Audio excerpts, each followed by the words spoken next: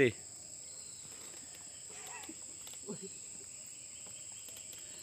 মাকড়সা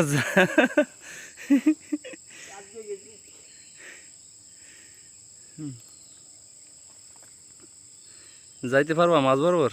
অবশ্যই ইনশাআল্লাহ। ইনশাল্লাহ যা পয়সা গেছো।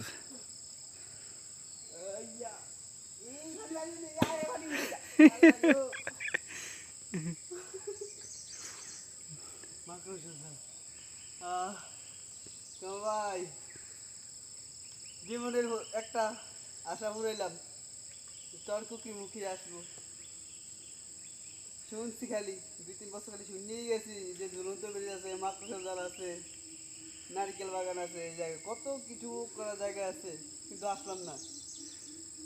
আজ আসলাম আল্লাহ তৌফিক দিতে আসার জন্য। আল্লাহর কাছে লাখো শুকরিয়া, আলহামদুলিল্লাহ।